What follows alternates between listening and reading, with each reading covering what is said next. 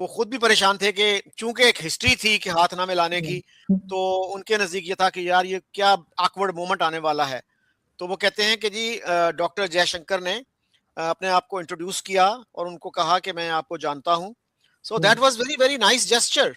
और उनमें कोई वो एरोगेंस नहीं थी कि जनाब the other person is suppose to know who am I. तो उन्होंने अपने आप को इंट्रोड्यूस करवाया। तो ये मेरे ख्याल में अच्छा है।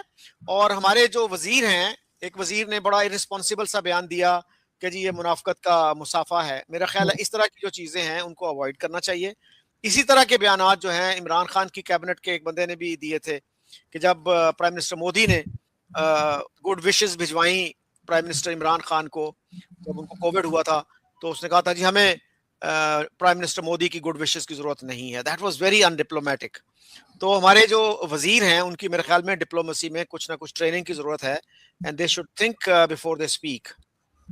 बिल्कुल ऐसा ही है सर। और यकीनन चाहे कुछ अरसे के बाद हो या कुछ भी हो, अगर इस तरह से कोई आकर मिलता है और कहीं से भी हल्की सी भी उम्मीद बनती है कि हिंदुस्तान पाकिस्तान के टर्म्स थोड़े से बेहतर हो सकते हैं, तो बिल्कुल उसको वेलकम ही करना चाहिए।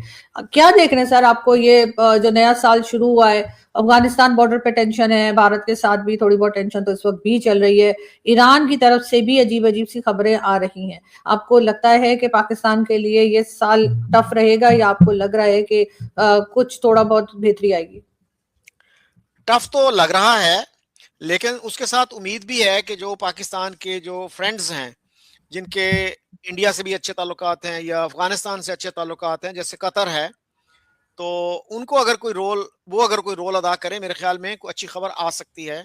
सऊदी अरेबिया से मैं एक्सपेक्ट करता हूं कि वो कुछ रोल अदा करें, क्योंकि जब इंडिया पाकिस्तान की टेंशन होती है तो सऊदी अरेबिया के लिए भी मुश्किल पैदा हो जाती है कि हम बयान दें ना दें, क्या बयान दें। एक बयान देंगे तो उससे इंडिया नाराज होगा, दूसरा बयान देंगे तो पाकिस्तान नाराज होगा।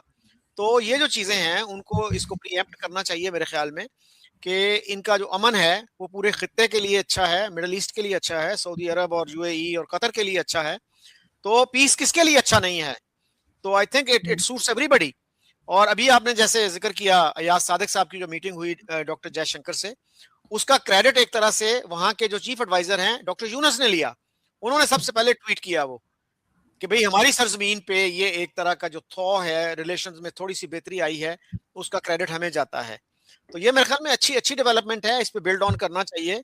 और हमारे जो हैं जो पीस लविंग सेक्शंस हैं उनको इसमें रोल अदा करना चाहिए। एक नाम जो मेरे ज़हन में आता है वो महमूद दुरानी साहब का है, मेजर जनरल महमूद दुरानी, जो नेशनल सिक्योरिटी एडवाइजर भी रहे और उससे पहले अमेरिका में एम्बेसडर रहे, और इंडिया में भी उनको अच्छे लफ्जों से उनको याद किया जाता है। उनको जनरल शांति भी कहते हैं लोग।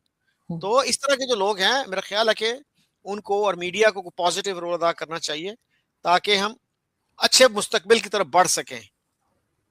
तो सर उसमें चाहे वो अफगानिस्तान हो या कह लीजिए भारत हो, इनके साथ जो रिलेशंस हमारे खराब हुए हैं और या थोड़े बहुत खराब चल रहे हैं जितने भी, उसमें हमारी अपनी कितनी गलती आपको महसूस होती है? क्योंकि बहुत अजीब अजीब किस्म की स्टेटमेंट्स दी जाती हैं, ना सिर्फ भारत को लेकर बल्कि अफगानिस्तान को लेकर भी। कई बार हमारे जो मिनिस्टर्स हैं वो भी कह लीजिए कि बहुत हद से आगे बढ़ जाते हैं। तो आपको लगता है कि कहीं ना कहीं इनको कंट्रोल करना चाहिए, इसलिए कि वो जो जबानी कलामी भी जो लड़ाई हो रही होती है वो काफी ज्यादा नफरतें बढ़ा देती है? जी बिल्कुल, मैंने जैसे पहले भी कहा कि हमारे जो मिनिस्टर्स हैं उनको ट्रेनिंग की जरूरत है in the art of diplomacy. कि अव्वल तो यह है कि हर मिनिस्टर को फॉरेन अफेयर्स पे कमेंट करना नहीं चाहिए। अगर उनको करना ही है तो उनकी थोड़ी सी ट्रेनिंग कर दी जाए। हमारे यहाँ एक अच्छी है वो फॉरेन सर्विस एकेडमी है, तो वहां पे उनको एक हफ्ता लगवा दें, 2 हफ्ते लगवा दें, तो मेरे ख्याल में उनकी ट्रेनिंग हो जाएगी और उनको फिर पता चल जाएगा कि बिला वजह बोलना नहीं चाहिए, और अगर बोलें तो डिप्लोमेटिक तरीके से, मेजर्ड तरीके से, नपे तुले अंदाज में गुफ्तगू करें। तो वो बड़ी रैश गुफ्तगू करते हैं और वो मेरा नहीं ख्याल कि किसी तरह भी पाकिस्तान के मफाद में है, चाहे वो अफगानिस्तान हो, चाहे इंडिया हो, चाहे कोई और मुल्क हो। तो बहुत सोच समझ के बोलना चाहिए, उसके लॉन्ग टर्म कॉन्सिक्वेंसेस होते हैं। तो ये नहीं समझना चाहिए कि जो भी आपके मुंह में आया आपने कह दिया, क्योंकि आपकी जो जिम्मेदारी है आपके ऊपर, जो जो जिस मुल्क को आप रिप्रेजेंट कर रहे हैं, आप कैबिनेट के मिनिस्टर हैं, एक ऑर्डिनरी आदमी जो भी बोल दे उसकी खैर है, लेकिन आपका जो कहा हुआ है वो स्टेट ऑफ पाकिस्तान का स्टेटमेंट समझा जाता है। So you have heavy responsibility on your shoulders, they need to realise that. Sir last year हमने यूएई के भी फंड्स वापस करने थे जो हमने नहीं किए। सऊदीया के भी $3 बिलियन वापस करने थे जो हमने नहीं किए, और उनको कह दिया कि 1 साल की और हमें आप टाइम दे दीजिए। क्या आपको लग रहा है कि कोई ऐसी स्कीम बना रहे हैं, कोई ऐसी पॉलिसी बना रहे हैं जिससे कि ये पैसा जमा कर पाएंगे और वापस कर सकेंगे, या आपको लग रहा है कि इस साल भी पाकिस्तान की इकोनॉमी जो है वो वैसे ही खराब रहेगी, वैसे ही प्रॉब्लम में रहेगी जैसा पहले था? जी, पिछले दिनों मैं देख रहा था, कल या परसों की बात है, जियो पे एक डिस्कशन थी। तो उसमें एक साहब है मोहम्मद अली, वो बड़ी रोजी पिक्चर पेश कर रहे थे कि जी हमारी एक्सपोर्ट्स भी बढ़ गई हैं, हमारा स्टेबलाइजेशन भी हो गई है इकोनॉमी को, वगैरह वगैरह। तो उस पे इरशाद भट्टी साहब ने उनको काफी काउंटर किया कि आपकी हम्म। स्टॉक मार्केट हो सकता है बेहतर हो गई हो, लेकिन एक आम आदमी को स्टॉक मार्केट से क्या लेना देना। वो तो ये देखता है कि मेरी जिंदगी जो है वो बेहतर हुई है कि नहीं हुई। तो ये जो चीज है ना, ये असल चीज यही है। द लिटमस टेस्ट इज कि अवाम की हालत आपने कितनी बेहतर की है, कितनी नहीं की। तो उस तरफ कोई प्रोग्रेस मुझे तो नजर नहीं आती। तो जब तक के आप अवाम को फोकस नहीं बनाएंगे अपनी पॉलिसीज का, तो उस वक्त तक मेरा ख्याल है कि कोई बहुत ज्यादा बेहतरी नहीं आने वाली। और अब तो और भी शिकायत आ रही हैं कि हमारे यहाँ जो है दौलत का जो इर्तकाज है, जो कंसंट्रेशन है, वो चंद हाथों में होता जा रहा है। तो इन हालात में जो है फिर एलीट कैप्चर की बात भी की जाती है कि रियासत के जो रिसोर्सेज हैं उस पे एक नैरो एलीट का गोया कब्जा है। तो ये चीजें जो हैं, इस पे मेरा ख्याल है हमारे जो थिंकिंग सेक्शंस हैं, हमारे इकोनॉमिस्ट हैं, उनको आवाज उठानी चाहिए कि भाई गरीबों को भी इसमें स्टेक होल्डर बनाओ। और ये मुल्क जो है सिर्फ एलीट का नहीं है। अवाम को अगर आप रिलीफ नहीं देंगे तो लॉन्ग टर्म में उसका नुकसान होगा।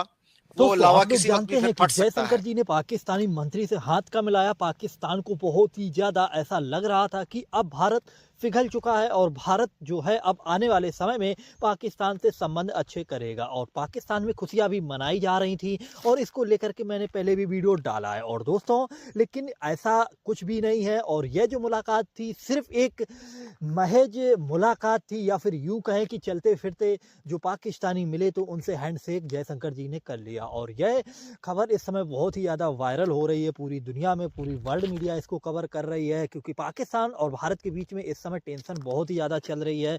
और जो इस समय हैंडशेक को लेकर के वो भी बहुत ही ज़्यादा चर्चाओं में था, क्योंकि आप लोगों ने क्रिकेट में भी देखा होगा हैंडशेक को लेकर के बहुत ही ज़्यादा वीडियोज आए थे। और ये जो मुलाकात थी सिर्फ एक महज नॉर्मल मुलाकात थी। लेकिन दोस्तों, अभी आप लोगों ने हाल ही में उसके बाद सुना होगा कि जयशंकर जी ने एक बहुत ही बड़ा बयान दिया है, जिसमें पाकिस्तान की ओर इशारा करते हुए जयशंकर जी ने कहा कि हमारा जो पड़ोसी है वो बहुत ही ज़्यादा बेकार है। और साथ ही पाकिस्तान को लेकर के और भी कई बड़ी बातें बोली हैं, जिनका इशारा जी वो सीधा पाकिस्तान की तरफ था। बाकी दोस्तों, आप लोगों को क्या लगता है इन सब को लेकर के? आप लोग भी अपनी राय कमेंट्स में जरूर देना।